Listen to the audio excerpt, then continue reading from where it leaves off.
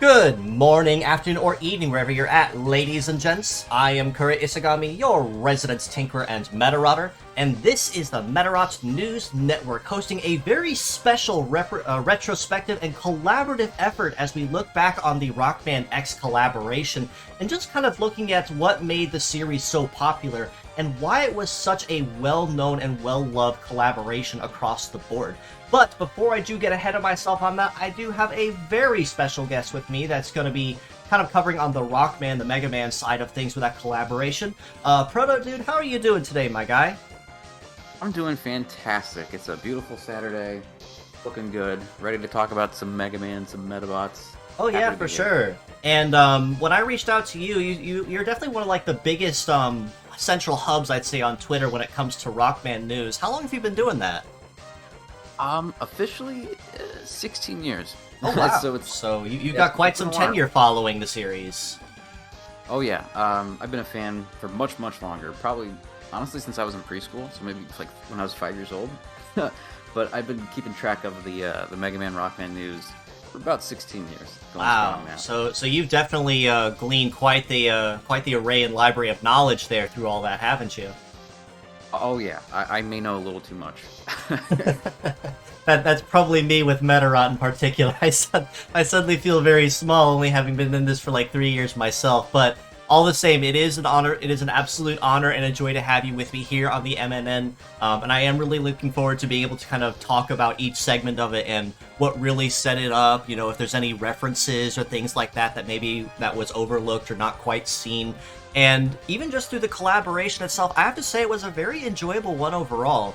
We're going to talk about it a little farther down the line, but with the story as well, when I was able to go and transpose it, it was actually a pretty interesting one as well, kind of tying some basic events of Rockman X into a Medarot setting. Oh yeah, absolutely. I wouldn't say a one-to-one, but right. It's darn well faithful to the plot of the original game. That's what I figured. Like, it wasn't going to be a one-to-one, but a pretty solid nod to it. But with all that being said, the first thing I do officially want to talk about is the models themselves. Of course, talking about X, and I'm just going to go through them in the series as they were introduced. And I am also going to take a minute and kind of talk about, you know, what they do as well, just to kind of give you some extra context on that one at a time. With the designs, I really don't have to say too much either. I'd say they're pretty faithful renditions. How about you? Oh yeah, absolutely. They translated so well, and I feel like that just plays testament to how great and iconic these designs are. Oh yeah, 100%. Yeah. Especially with like the full Armor X. You know, usually when people think of Armor X, they may think of like, at least in my case, because when I grew up playing like X7 and X8, I remember like the Ultimate Armor, the Icarus and Hermes armor, or even the Ultimate Armor that he had in Command Mission. So it's nice that they went back with their roots with this one. And even with the skills too, looking at just Hunter X, which was actually the free event reward. So everyone that participated walked away with him at the very least. Looking at a kit of a full charge, charge buster, shoot boost, and then biped legs with charge shot. Just to explain that briefly and bring it up to speed, full charge basically saps his head HP to fill out his charge gauge. Charge buster, of course, gets bonus damage relative to the amount of charge he has. Shoot boost is a support skill that busts his shooting damage even higher. And charge shot gives him extra successive damage if he maintains a certain charge threshold. Powerful stuff. It's what do we call it? It's X at its fullest potential. Oh yeah, so, yeah, for sure. Especially definitely. with parts X memory, X hand, X arm, and wall kick. I have to say wall kick is probably going to be the most blatant of the references here, since that's like one of the most primary methods of scaling walls. Oh yeah, absolutely. Yeah, the Secret 32, like the name, I thought that was something, but I couldn't really find what that's a reference to. In the case of Full Armor X, honestly, with X-Break, Secret 32, X-Gun, and Dashfoot, I actually was speaking to another friend of mine about that one specifically, and I think he said it was a reference to like a secret technique that you could use as full armor in the early game that actually dealt a solid 32 damage if completed correctly. I think it's like I don't remember what it is. I think it's like the not Shoryuken, but I think something similar to that. But it's a very specific technique, I think, that that you could only do if you had all of full armor X. That would probably be Hadoken. Yeah, that's the secret Dr. Light capsule. Probably. the Street Fighter move. Probably, and it only makes sense, too, that they would put it on max shot. But to explain full armor X in particular, which was the first gacha model introduced in Week 1, at Shoot Full Charge, Max Shot, Hyper Charge Buster, and Biped Legs with Darkness. Shoot Full Charge basically is the same as it was with Hunter X, but the difference is it applies a damage over time to self because it is such an overload, but also buffs his shooting damage, much like the left arm would on Hunter X. Max Shot deals double damage and pierces as long as the part's HP remains at 100%. If it takes any damage, it's just a regular damage, nothing special adds to it. Hyper Charge Buster is the same thing as Charge Buster, just a little stronger, obviously a little more expensive on the energy consumption.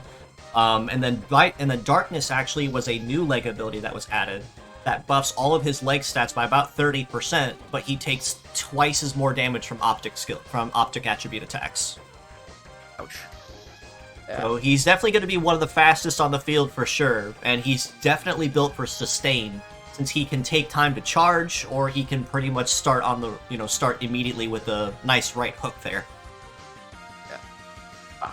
That's our full armor, baby. Oh yeah.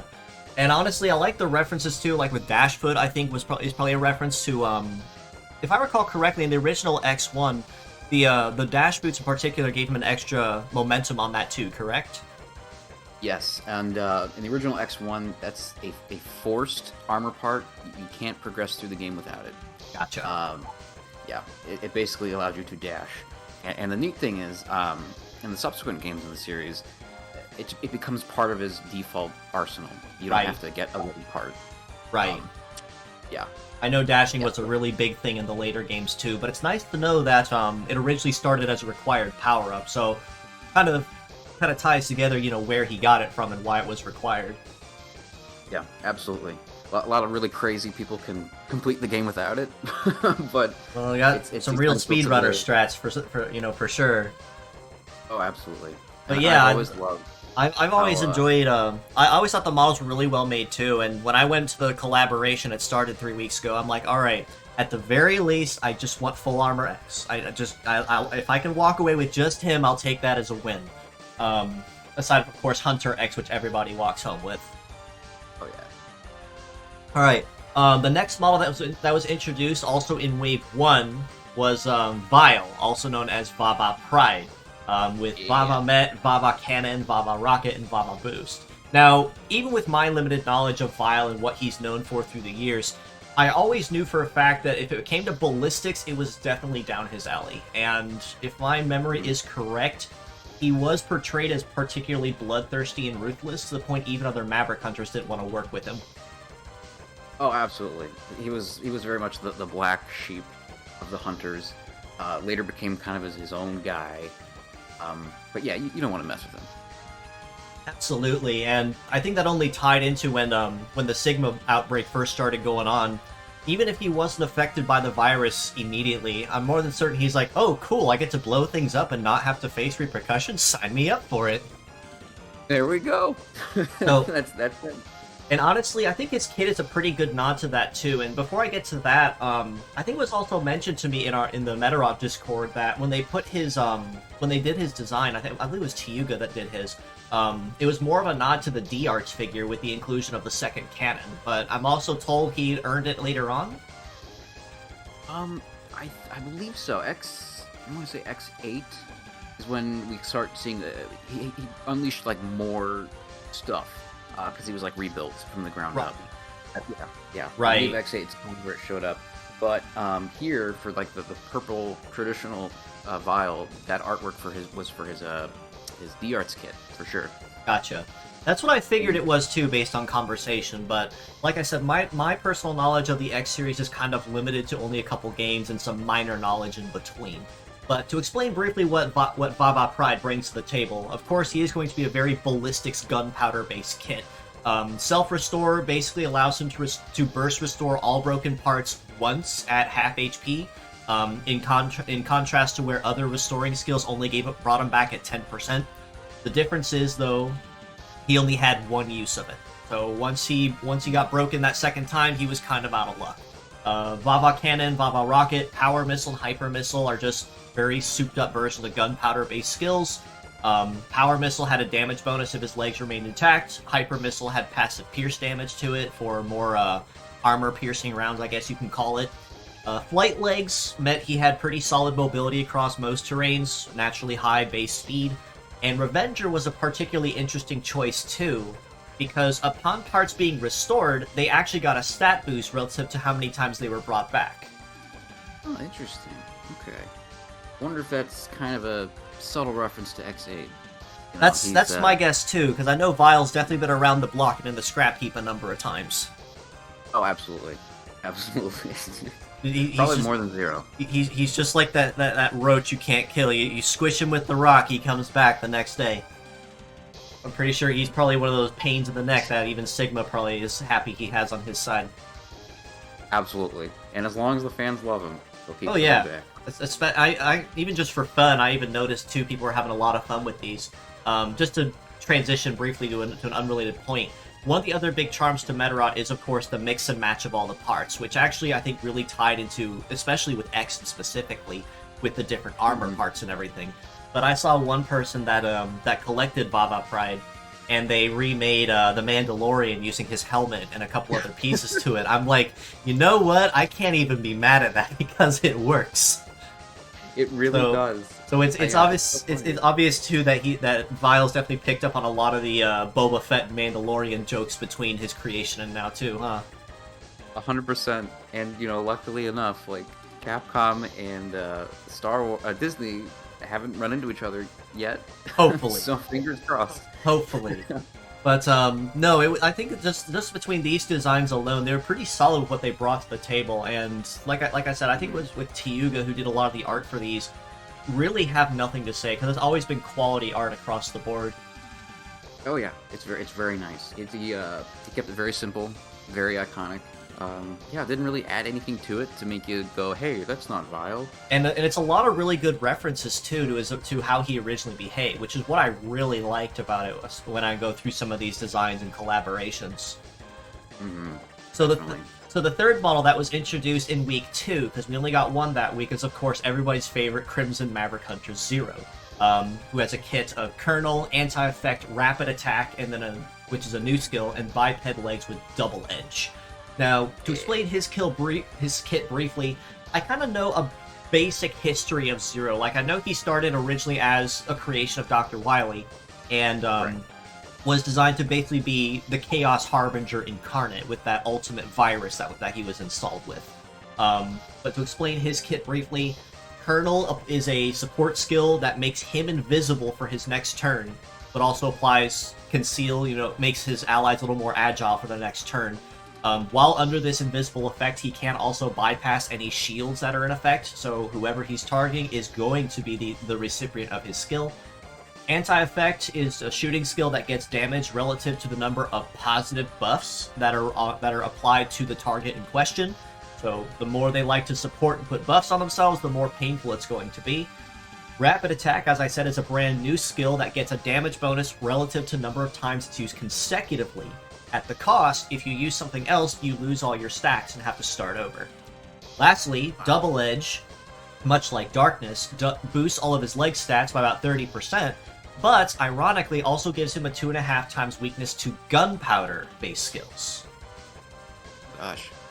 Wonder if that's a little reference to I'm going out. Next one. I was about to say, a lot of people put that tied 2 and 2 together on that one, with Vava Pride being his counterpart and antithesis here, much like it was in X1. Yes. Very dark reference, but it works. Right, and a lot of people were kind of upset on the fact that, of course, it's Zero, but he doesn't have his iconic Z-Saber, and if I recall, he didn't get that until, what, X2? X3? It'd be X2 when he is rebuilt. basically. And he adopts the saber as his new permanent weapon. Correct. And we actually get to use the saber for the first time in X3, when you can play as him very briefly in small segments. But from then on, Z Saber is his main arsenal. And I'm led to believe as well that the Buster arm, which was his original arm, like when he was actually designed as combat-wise, was actually what was ended up being given later to X when he got the full armor, which would probably explain how he got it. Correct? Correct. Yeah, it was kind of a gift from Zero to X during his death. So gotcha. Yeah, because if I recall, he basically sacrificed himself to stop Vile, so X could keep going and find Sigma. Yep, and all that was left of Zero was just a torso in that moment. Gotcha. Well, it's good to know, though, that he got recovered and brought back and fixed up, because he definitely was an absolute hit later on, and even with the collaboration in its final stages, a lot of folks have been trying to really shoot for Zero, arguably more than even X or Vile or Sigma in a lot of cases, too. And for quite obvious reasons. Yeah, he's a fan favorite across different communities, so I'm not surprised to do that here. And I think Rapid Attack is a really nice nod to what he'd gained later on with the Z Saber and a lot of the combos he could use. So it's at least a nod in that respect, I'd like to think. Yeah. If there's something in the future, I hope they bring the Z Saber in. Oh, I'd love to see this collaboration come back again, and I'm sure we're going to touch on that later, a little farther down the line with the story. But what I really like about these collabs, especially when they go back with this one over and over, and I mean, it's kind of obvious already, like I said before we started recording with the Battle Network collab, we hit that one 3 times, so I wouldn't be surprised if we see an X collaboration come back again. There's a lot of content they can pull from, that's for sure. Oh, 100%.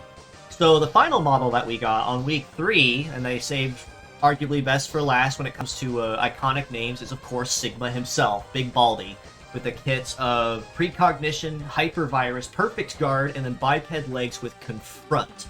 Now, to explain the kit briefly as well, Precognition is a support skill that'll grant 3 random buffs across the entirety of the team. And they could be anything from like Shoot Boost to Stat Cleanse to anything else in between of that pool. He can pull 3 of them at random to apply across the board, so really quick buffs from there. Hypervirus was a new skill that was added for him. Basically, it's just more aggressive, has pierce damage to it, but the nice thing about Virus specifically is that if you caught a foe in their heat phase, where they're running toward the line like you could actually induce them with turn skip, and you could basically make their turn wasted because they wouldn't be able to do anything. Perfect Guard is a defense skill that allows him to tank any and all hits twice at 0 damage within certain means. And with it being the first ever instance of this particular skill on an arm, meant he could use it basically indefinitely, as long as it's not broken. And then Confront, I felt a lot of people kind of felt was a nod too, much like Zero and Vile was in this case, because Confront will buff his leg stats if the target in question has a higher charge gauge than him. Yes.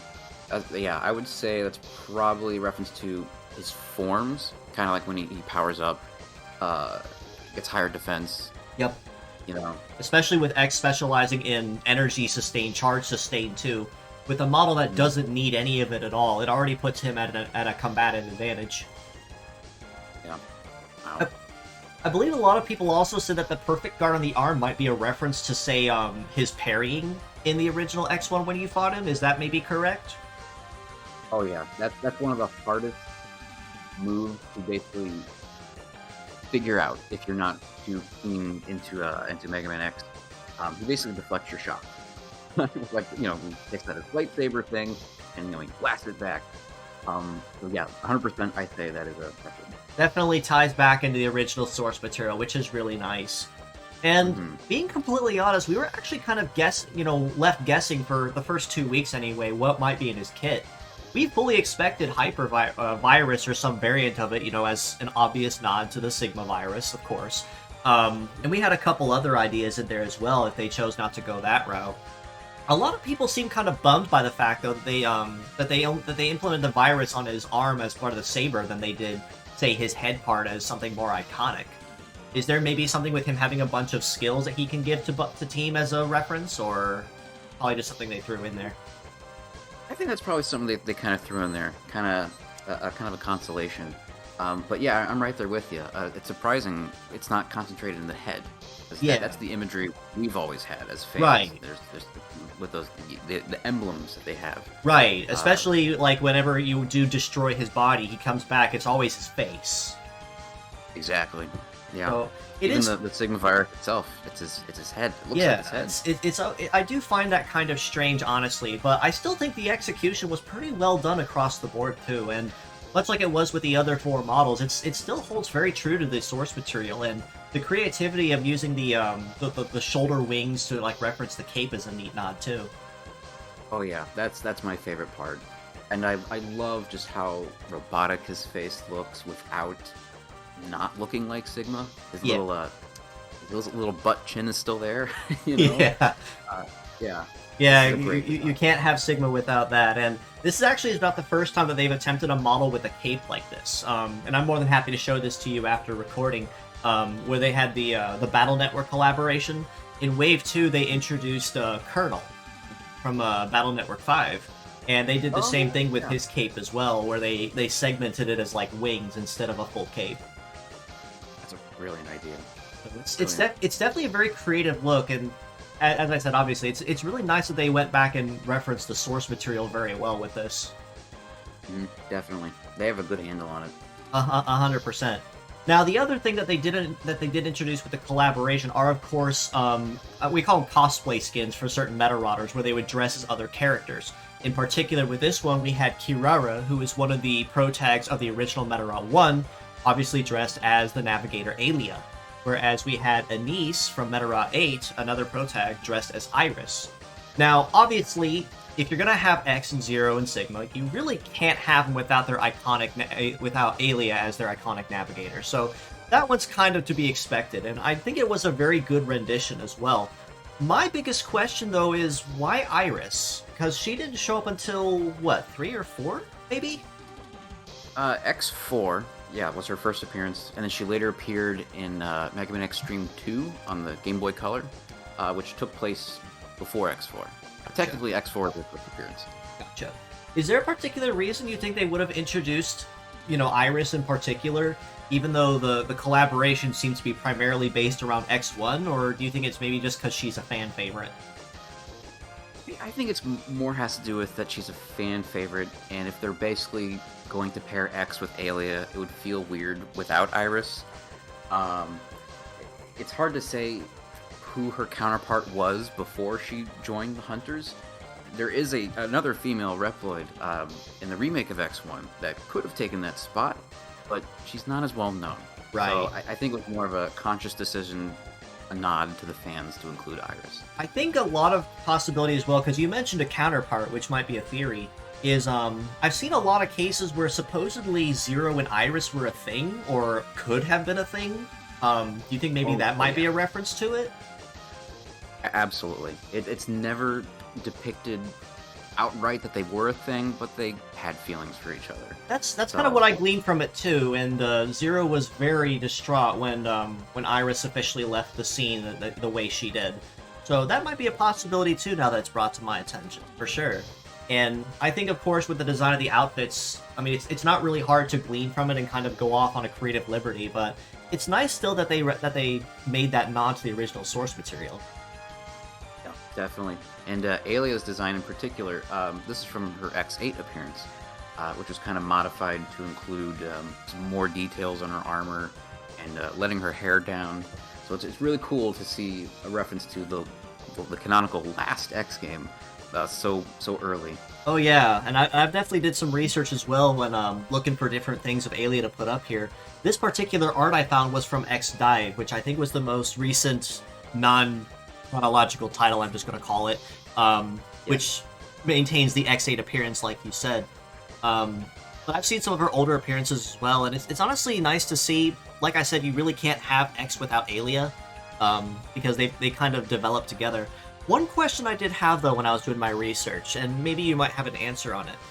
Perhaps they probably did it because, again, they needed to be able to have those counterparts for the sake of skins, but Aelia didn't officially show up until how far? Because I don't think she was in the original. No, X5 was her first appearance. They started X5. adding supporting cast in X5. Gotcha. That's what I figured. And she's basically stuck around ever since. Yeah, ever since. And the funny thing is, all these supporting characters that they introduced in X5, they gradually went away, but Aelia. So she's been here. And then, of course, in X8, they introduced 2 new ones with Palette and Layer, so she wasn't alone anymore. But, no, I always thought it was still a nice rendition as well, and even though with bots, it's kind of harder to, like, truly translate some things without missing out on some of the detail. Outfits like this, I really don't think you can really miss out on or get to incorrect. No, it's so iconic. It's so if you're gonna stick the landing, you gotta stick the landing. 100% for sure. Now, the other thing, I'm gonna go officially into the. I'm gonna go into officially what was actually available in the event itself, and the first thing I wanted to touch on were the original generals from X1. What were your overall thoughts on the original generals compared to, say, the newer ones we got in later titles? These are just the most iconic, and their designs are honestly perfect. Their silhouettes, you know who they are instantly, and like from a weapon standpoint, you can kind of figure out who is weak against what just by looking at them visually, right? Or even taking into consideration who they are. Like, of course, Chill Penguin's going to be weak against Flame Mammoth. You know, it works, and it translates so well to players. And they've always maintained that particular visual effect, like that, especially through later titles as well, where even if someone didn't have the strategy guide or they're completely new to an X title, they can realize, hey, I got an ice power, but maybe I can use it against this guy that, is specialized in heat and maybe cool him down. And when they realize it does like double damage, they're like, oh, cool, now I'm kind of picking up a pattern here. Yeah, exactly. And a really cool thing that not many people know is that some of the special weapons you can use on stage objects. So, for example, Chill Penguin's weapon can be used to freeze the lava in Flame Mammoth's stage. And that allows you to find secret areas. Go back and revisit it for things you couldn't see before. Yeah, some added replay value. Very nice. Which is definitely very good, too. Now, one thing I do want to ask about, because, again, my overall knowledge of the X series is kind of limited to a handful of titles. So what exactly is the story behind the original generals? Like, I understand that the canon is kind of iffy based on which direction it's taken, but what exactly is the history behind this particular group? This group, many of them willingly joined Sigma in the Maverick Uprising, basically to have their independence. And it's kind of a joke among Mega Man fans, but basically, if you are an animal Reploid, there's a chance you're going to be a bad guy or be infected by the Sigma virus. I honestly can see that. It's kind of always been a thing in later titles. Very much so. But yeah, these are the original generals. So they basically said we're taking up arms with Sigma, no ifs, ands, or buts about it. Nope, and they wear his insignia with pride. It's on their designs somewhere. They're all different. Yeah, for sure. And what was honestly neat about it, too, and I picked up on this as I participated in the event, and then, of course, as I went back and looked at it again, they actually picked, even if they didn't actually make the generals like their own bots, or like as alternative skins, for existing ones, which honestly did kind of suck. I was shocked, honestly, that we didn't get like alternative skins for some bots with this round, because normally we do with collabs, but I digress. The models that they chose to kind of represent them as like the enemy NPCs of the stages, as you see here, actually hold and translate pretty well. Oh yeah, very much so. We have Pepin over here representing Chill Penguin, Dondrill for Spark Mandrill, Kudu Maruman for Armored Armadillo, Kanahachi Mach 2, Mach Massive, 7 Colors, Dead Pile, Mega Fant. They picked some really good options here, and even with some of these, for instance, with Mach Massive, who's part of the iconic KWG family, they could have picked a certain number of other bots for a lot of these, but it's interesting the choices that they went after for them. I say they fit very well. Some more than others. But gosh, I forgot his name. But the top, second from the left, perfect. The way the face translated, perfect. Dondrill, the Mandrill.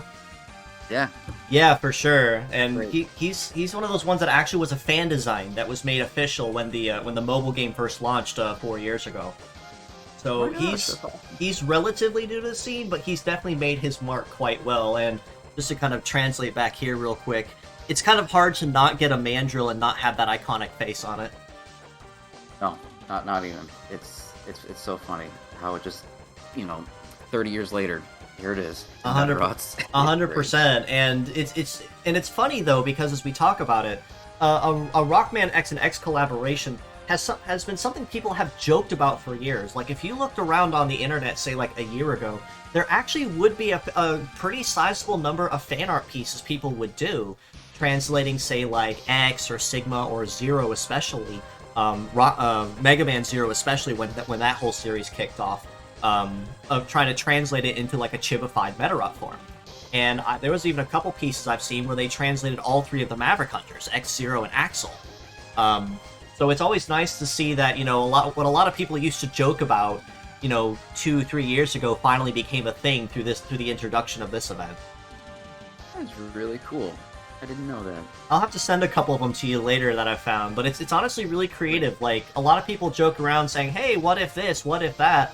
But then if you look through the last, 4 years and you find out Medarot's collaborated with, Neon Genesis Evangelion, Zoids 2 different times, Battle Network Mega Man, now X Mega Man. Let me see, what are some other really popular ones? Ultraman, I think they did a collaboration with that was pretty successful. Cool. Ghost in the Shell. They've made a lot of friends in high places, and it looks like Capcom's definitely warming up to the idea of seeing more Medarot stuff. Yeah, I'm all here for it. Oh, 100%, we all are. And even just with the enemies as well, I was not able to put all of them in a slide because it was mostly just the generals that I wanted to highlight on. But I know in Sigma's fight, and it was later revealed in the story as well, which we'll be talking about next. They actually made a reference to Sigma's Hound with Snow Fenrir. So they made a reference there as well with a couple others. They had a couple enemies in there representing things like the Bee-Bladers or some other icon, the Batons I think they had in there.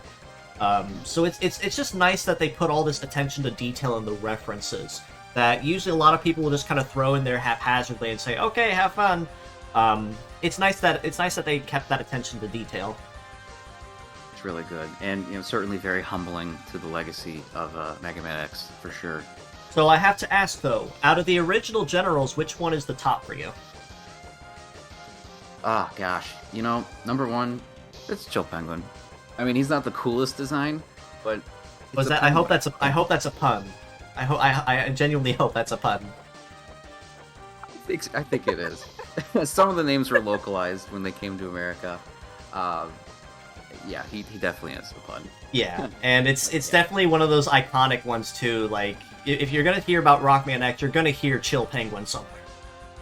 Yeah, and he's a good boss to start with, in the recommended order. So why not get acquainted with him first? Yeah, for sure. Now, with the story itself, like I said, I did take a couple days to kind of like try transposing all that, and even the script that I put together wasn't 100% like to context, because translating is always going to be kind of an iffy thing sometimes.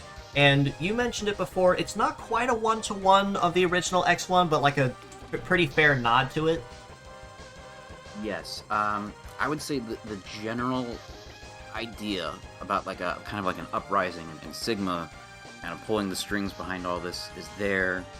X and Zero doing their job as hunters, but some of the major story beats aren't there. For example, I talked about this earlier. Zero sacrifices himself to destroy Vile, right? And that makes X stronger, both physically and more heroic. That's missing, but that's something I wonder if that's coming down the line. Right. Otherwise, I think it's pretty faithful. Yeah, because I mean, even going through that too, like through the first or second scenes, it talks about Zero going off on his own to look for the hideout, but then you see him later. So it's not that he sacrificed himself like he did in X1, but there was still a lot of really nice references in there too, like you said with the stray Medarots going on rampage, wondering what exactly is going on, why are there so many of them. And then suddenly X and Zero are here going and explain, there's a Medarot floating around somewhere that's making all of it worse than it really is, so we're trying to find him. Yes. And from the characterization standpoint, they nailed it. You know, Zero is very commanding. X is he's very heroic, but still, you know, he's still considered a junior since he's fresh on the scene. Yeah, very much so. And you know, Vile, he's full of pride. Well, so they really nailed it. Yeah, for sure. It's like, listen, if you guys are gonna split up, maybe I could take a hostage, but you guys botched that plan, so I can make this work anyway. Right. I mean, what? But it's perfect. It's him.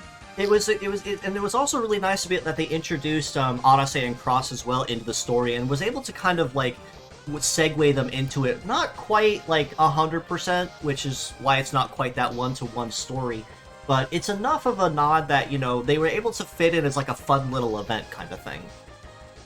Yeah, I think it works pretty well. And the way they interact with him, it just seems pretty organic. Yeah, I actually like the nods too, where X was saying to Odyssey and Cross, "Hey, quick! If you kick this wall, you can jump off of it." And Cross is going, "I don't think I could possibly do that."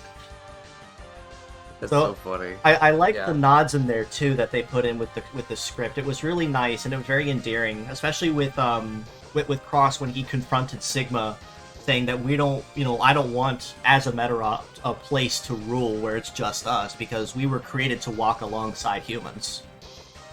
Yeah, and that's very much the methodology behind Reploids. You know, they're supposed to walk hand in hand with humans. Right, and that's definitely probably what really attracted X and Zero to him as well, because Cross has always been one of those models that's been... He's not overly boisterous or loud or engaging, much like, say, everyone knows Metabee might from the anime. But he's also not necessarily the quiet, reserved Ronin that Rokusho is also in the anime. He's kind of like that neat little nod to both. But he still keeps that reserved demeanor about himself as he interacts with all the characters, so it's nice to have that extra dynamic. It's really neat, yeah. And then one other thing that yeah, go ahead. I really like, there was a quick reference to Dr. Light when X was talking about his full armor. He references a mysterious old man left these parts behind. That's a reference to his creator, Dr. Light, who in the games left behind the armor capsules. You know. So it's really great that even Dr. Light gets a little nod here. Right, it's because you obviously can't have X power up without Dr. Light somewhere. Like there's a reason for it, and it's nice they were able to tie that back in there. Like I said, all the references and everything were just so nice to include in there, and make sure that they touched base on all that. So compared to a lot of other events, which are kind of like one-off or like an on-or-off thing, I really like the attention to detail they put into talking about this one and tying it all together essentially in a Medarot setting. Very nice. Yeah, I'm impressed.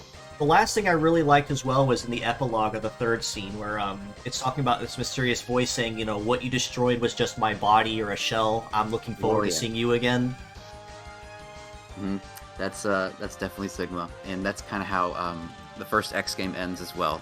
Right. That's that's what a friend of mine mentioned too. Is that, yep, it's a nod to the ending to the original X1, and I'm like, I'm more than certain it's probably just a rookie reference or something. But I'd be interested to see if they use that as a segue to introduce another, like a rerun of the collaboration sometime down the line, and maybe introduce some of the other hunters or other characters. Oh yeah, it certainly leaves the door open, which is great. Oh yeah, especially with a series like this that has lots of recurring villains and lots of recurring characters. They could do it very easily. Oh yeah, very much so.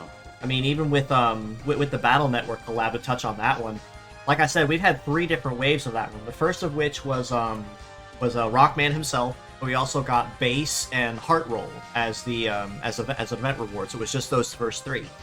And then when they introduced the second wave, they gave us Blues, they gave us Colonel, Serenade, and Gutsman, all at once, like just all at once plus the previous 2.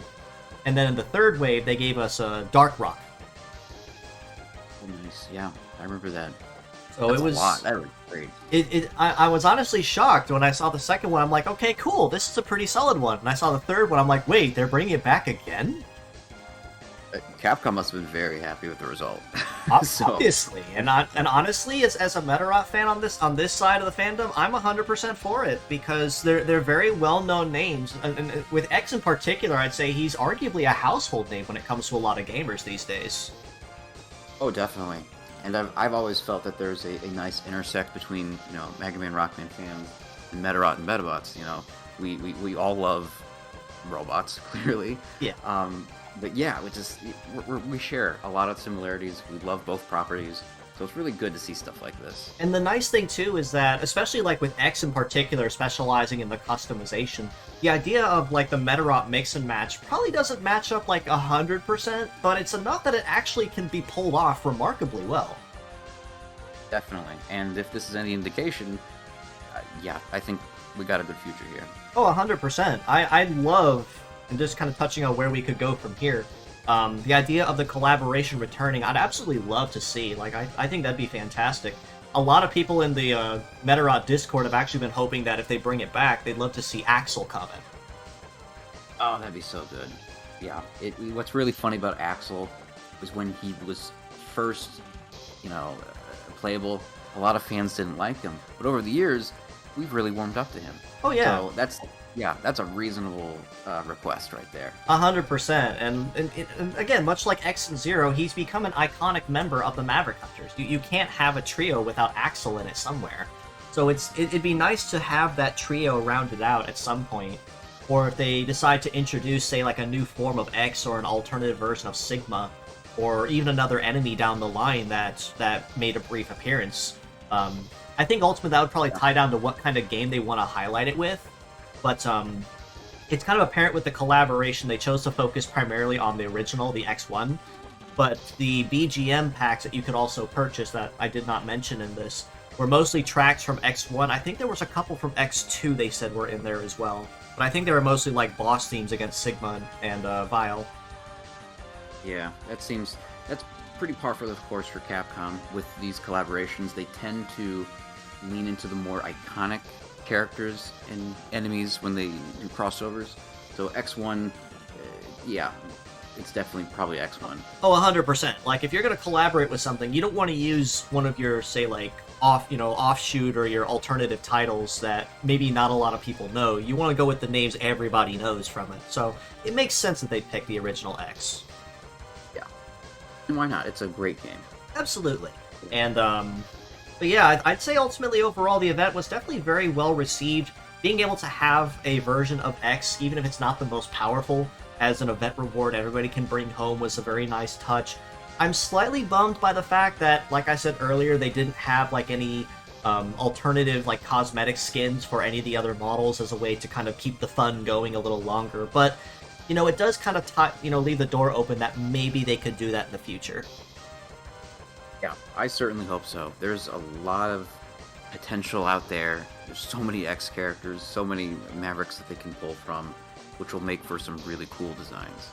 So on that note, though, before I wrap up, if they were to revisit the X collaboration, what title would you personally want them to pull from, and excluding, of course, X, Zero, Vile, and Sigma, because they were already kind of established, what are some characters that you think that they would want to introduce with that title, with the collaboration? I would think we would, like we said earlier, Axel would be great. Maybe some of the other rival characters we got. There's a guy named Dynamo, who's kind of themed after a cowboy. That would be really cool to see as a Medarot design. I've heard about Dynamo, yeah. Oh yeah, he's a great guy.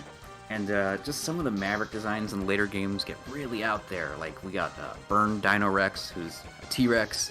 That would be really cool. Agma Dragoon, that's my personal favorite.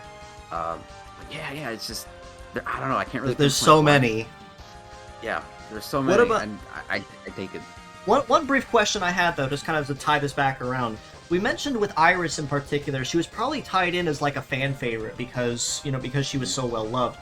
If my brief knowledge of like the X4 and the whole knowledge around Iris is correct, didn't she have like a senior, like an elder brother, Colonel, I believe? Yes. Yeah, Colonel was the leader of the Repo Force, and he was kind of like Zero's rival in that game. I could probably see them bringing him in if they were to ever revisit the collaboration. That'd be really cool. The only thing my only real hang-up with it, though, is the fact that now that we officially have Zero established in the Medarot universe, he doesn't have his saber. So, unless they decide to introduce a new version of him later that actually has it, I'm interested to see how they're going to, perpetuate the dynamic, sticking with the X1 designs and tying in the new ones.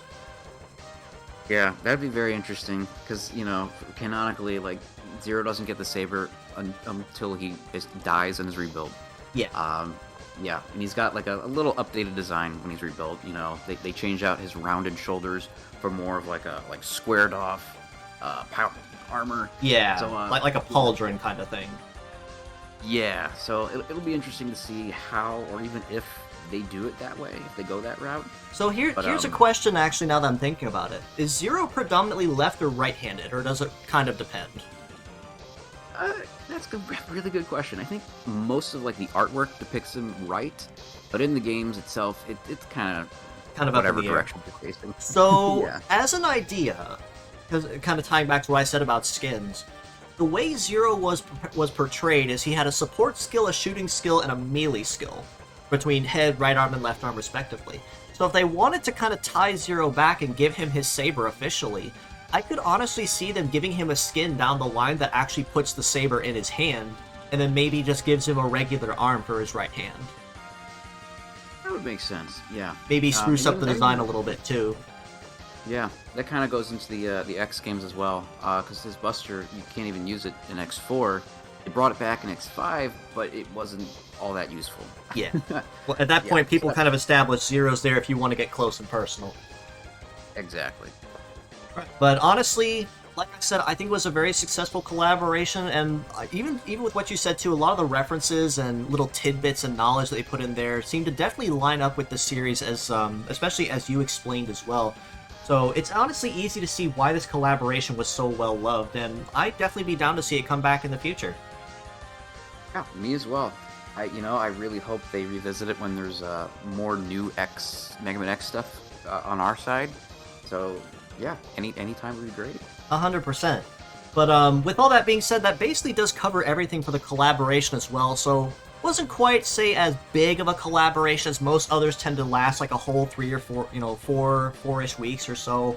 But it is still very nice, and it was a very fun-filled event as well as I look back on it as a retrospect.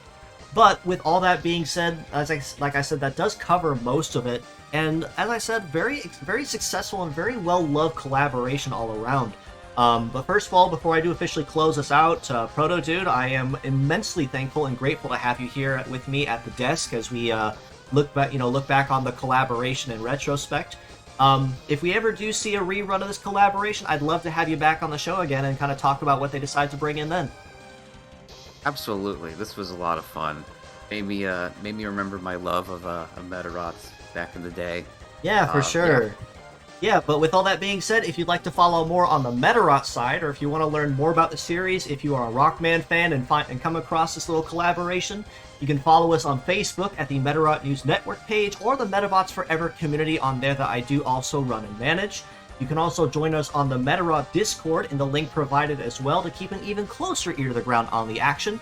This allows you to stay up close and personal with any news related to Medarot as a whole, from fan art to contests to merch, or even any other videos like this or my weekly episodes on there. That's the first place you're going to hear it before anywhere else. Lastly, you can also follow both me and Protodude on Twitter at IsagamiKura and Protodude respectively. Myself, if you want to keep up close and personal with any of the localized Medarot news, the best that I can perform. And Protodude, if you want to keep up close and personal with any of the Rockman-based stuff of any franchise across the generations. So with that being said, as always, and once again, Protodude, thank you so much for being here with me, and I'm looking forward to next time. See ya. Alright, I'll see you folks on my regularly scheduled broadcasts. Until next time, this is your host, Kura Isagami of the Medarot News Network, signing out.